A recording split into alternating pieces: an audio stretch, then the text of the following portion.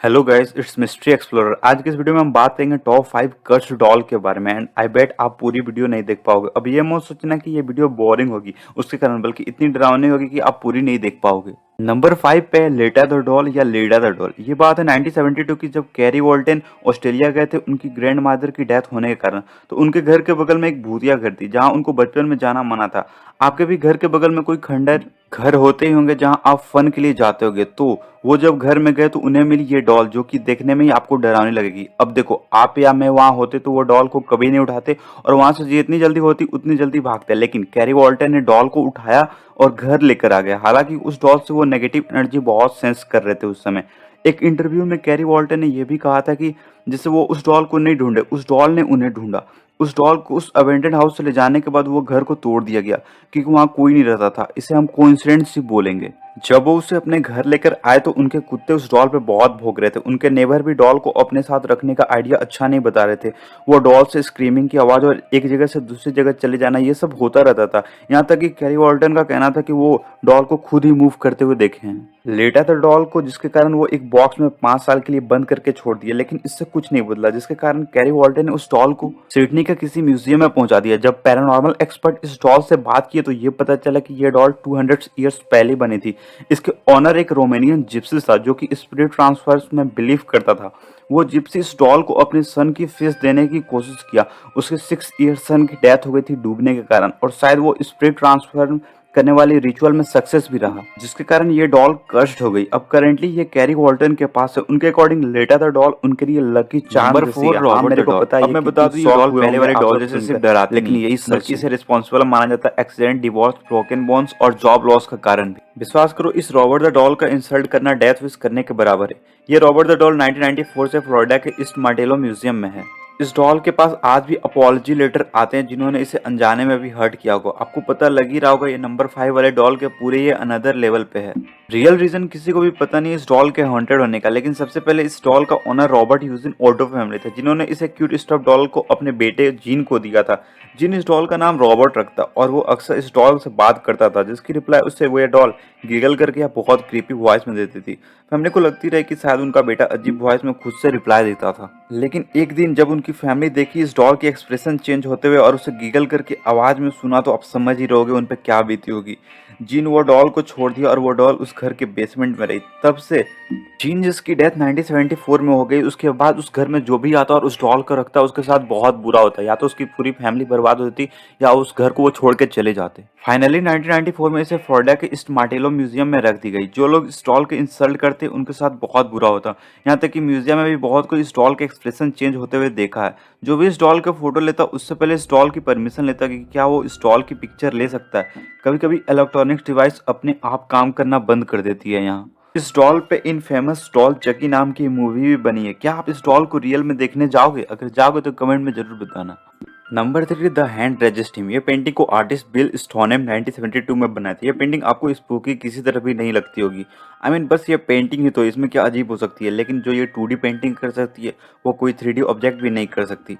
अगर मैं बोलूँ आप इस पेंटिंग को अपने रूम में रखे हो और रात को इस पेंटिंग में का लड़का और डॉल दोनों बाहर निकलकर आपको देख रही है, भाई मेरी तो एकदम हालत खराब हो जाएगी। एक इंसान ने तो वीडियो भी रिकॉर्ड किया था जिसमें ये लड़का और डॉल सीधे पेंटिंग से निकलकर कैमरे की तरफ देख रहे थे। इस पेंटिंग में जो आप हाथ देख रहे हो वो चेंज होते रहते हैं, जैसे कभी किसी और साइड तो कभी किसी और साइड। क्या ये पेंटिंग कर्स्ड है?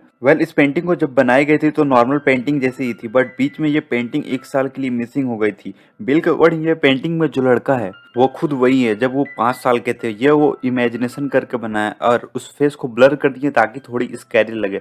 पता नहीं वो क्या सोच कर किया है, मैं कभी नहीं समझ पाऊंगा। और गाइस रिमेंबर इट, जो मैं नहीं समझ पाऊंगा वही आर्ट है। और इस पेंटिंग में जो गर्ल है वो उनकी फ्रेंड थी बचपन के, जिनकी लुक उन्होंने डॉल जैसे दिया है, क्रीपी डॉल। पेंटिंग के पीछे जो बहुत सारे हाथ देख रहे हो वो अभी तक मिस्ट्री है, और बहुत कोई इस हैंड को रिस्पॉन्सिबल मानते हैं इस पेंटिंग को कर्स्ड होने का। बिल स्टोनहम के अकॉर्डिंग वो मिस्टीरियस हैंड उस पेंटिंग को देखने वाले के ऊपर छोड़े कि वो क्या सोचते हैं उस हाथ के बारे में। इस पेंटिंग को जो भी खरीदता है उसकी डेथ हो जाती है।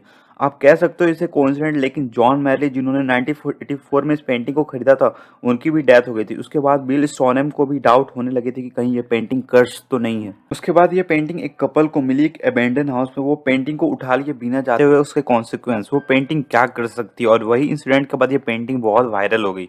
उन कपल की एक बेटी थी जिसने पेंटिंग को घर में कुछ दिन आने के बाद ही स्ट्रेंज बिहेव करने लगी थी।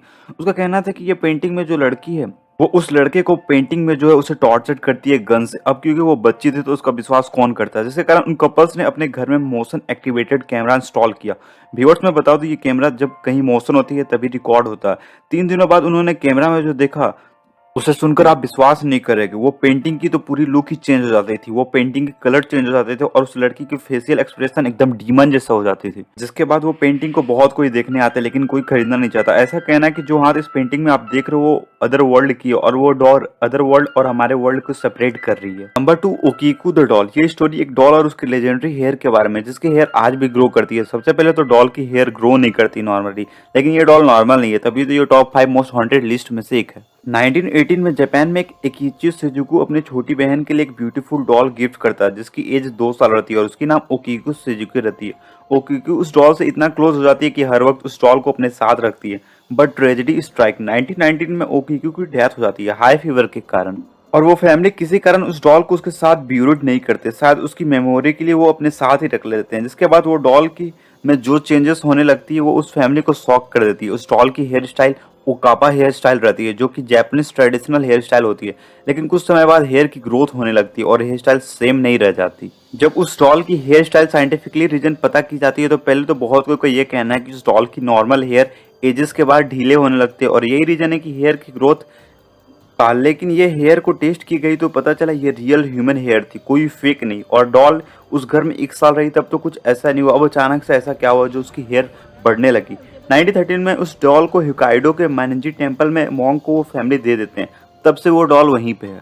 Number 1, last but not list. इस डॉल के बारे में तो प्रोबेबली सब कुछ जानते होंगे। अगर आप जानते भी होंगे तो भी कुछ नया मिलेगा, मतलब अपडेट मिलेगा। नहीं जानते होंगे तो मैं बताऊंगा ही। Annabelle doll. इस डॉल के अंदर नॉर्मल ह्यूमन स्पिरिट नहीं बल्कि डीमन है, जिसके कारण आज भी इसे बहुत सेफ एंड सिक्योरिटी के साथ रखा गया है। 2014 की मूवी द कंजरिंग जो कि फुल इस डॉल पर ही बनी है, जिसमें कि डॉल उस मूवी में इस टाइप के दिखाए गए हैं, लेकिन ये है रियल एनाबेला जो कि आप इस पिक्चर में देख रहे हो।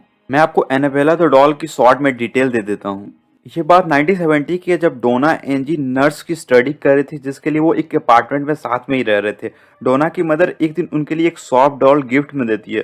क्योंकि वो डॉल क्यूट थी उसे वो अपने पास रख लेते हैं। उसके कुछ दिन बाद वो ये नोटिस करते हैं कि वो डॉल एक जगह से दूसरी जगह अपने से चली जाती है। ऐसा होते रहता था, जिसके कारण वो पैरानॉर्मल एक्सपर्ट को बुलाते हैं। पैरानॉर्मल एक्सपर्ट के अकॉर्डिंग वो डॉल की रियल नाम एनाबेला हिजिन्स है, जिसकी डेथ हो गई थी जब वो 7 साल की थी, उसी अपार्टमेंट के नीचे। और उसे उन दोनों यानी डोना और एंजी के पास रहने में बहुत कंफर्ट लगता था, जिसके कारण वो दोनों उस डॉल को अपने साथ रखने के लिए तैयार हो गए। जैसे बच्चे की मूवी नहीं होते हैं भूत एंड फ्रेंड्स, लेकिन उसके बाद सिचुएशन अगली होती गई। जब उनके फ्रेंड उस डॉल को कुछ बोल देते तो उनके साथ बहुत बुरा होता। किसी के बॉडी में मिस्टीरियसली स्क्रैच बन जाते या उनके घर में ब्लड आ जाते, जिसके कारण वो समझ गए कि ये डॉल में किसी छोटी बच्चे की स्पिरिट तो नहीं है। वो फादर हैगन को बुलाते हैं। फादर हैगन उस डॉल की हाई नेगेटिव एनर्जी से समझ जाते हैं कि इसमें किसी बच्चे की आत्मा तो नहीं है, जिसके कारण उस केस को हैंडल करने के लिए वो famous paranormal expert Ed and Lorraine को भेजते हैं। वो उस डॉल को अपने साथ ले जाते हैं, जो कि इजी नहीं रहती। और वो डॉल की पैरानॉर्मल एक्टिविटी और फर्दर इन्वेस्टिगेशन के बाद ये पता चलती है कि उस डॉल में एक डीमन है और डोना या एंजी में से किसी एक बॉडी को वो पोजेस्ट कर लेना चाहता था। उसके बाद एड एंड लॉरेन उसे बड़ी सेफ्टी से वुडन बॉक्स में रख देते हैं और एनाबेला द डॉल अभी करंट ओकल्ट म्यूजियम में ही है। उस वुडन बॉक्स 2020-2021 में ये रूमर फैली थी कि एनाबेला म्यूजियम से स्कैप्ड कर गई है, जो कि एकदम फेक थी। और यही अपडेट है। अब मेरी बात करें कि मैं घोस्ट पे बिलीव करता हूँ या नहीं, मैं ये भी बिलीव करता हूँ कि घोस्ट एग्जिस्ट करते हैं और ये भी बिलीव करता हूँ कि घोस्ट एग्जिस्ट नहीं करते हैं। यानी मैं क्या कहना चाहता हूँ मुझे नहीं पता, लेकिन बहुत एक्सपर्ट घोस्ट को साइंटिफिक वे में एक्सप्लेन करके समझाने की कोशिश कर रहे हैं। फ्यूचर में शायद ये बहुत अच्छे तरीके से क्लियर हो जाए। मेरे चैनल को सब्सक्राइब नहीं किया तो सब्सक्राइब करो। वीडियो की लाइक हम 30 रखते हैं। मिलते हैं नेक्स्ट वीडियो में, तब तक के लिए बाय बाय।